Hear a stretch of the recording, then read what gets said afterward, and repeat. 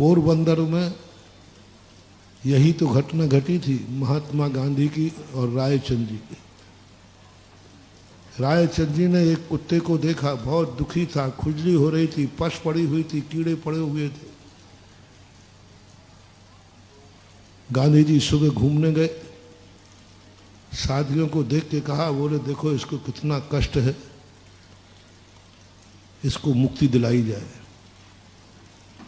और इसे पॉइजन का इंजेक्शन दिया जाए, बेहोशी का इंजेक्शन दे दिया जाए, जिससे शांति से मर सके, इसको वेदना नहीं।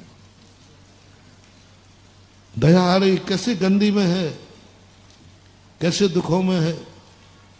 उसी समय रायचंद जी वहां घूमने जाया करते थे। रायचंद जी उस समय बहुत छोटी उम्र के थे, लेकिन स्वाध्यायशील थे। उन्होंने कहा, गांधी जी क्या कर रहे हो? बोले इसको को मुक्ति दिला रहा हूं दुखों से। मेरे मन में ऐसा भाव है कि बहुत दुखी है, क्यों ना इसको शांति से मरने की व्यवस्था की जाए। तो रायचंद जी पूछे, उस कुत्ते से पूछ लिया कि वो मरना चाहता है कि नहीं? उससे पूछा कि वो मरना चाहता है कि नहीं? बोले वो थोड़ी बोलता है। बोले हर प्राणी बोलता है। बोले कुत्ता बोलता है और हम समझ जाएंगे? बोले हाँ, प्रत्येक प्राणी की आवाज को सुनने की विधि हमारे जैन शास्त्रों में लिखी है। प्रत्येक प्राणी की आवाज जैन शास्त्र सुन सकता है। बोले तुम पूछ लो, पूछो, हमारे सामने पूछो, मरना चाहता है कि नहीं? तो बोले पूछे ले।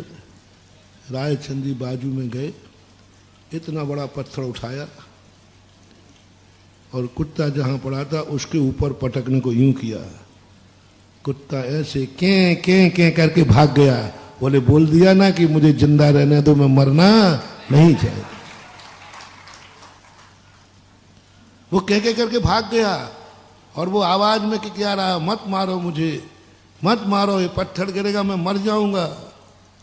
और देखो इसकी उठने की हिम्मत नहीं थी, इसकी उठने की, लेकिन जीने के नाम पर इसने भी दौड़ लगा दी।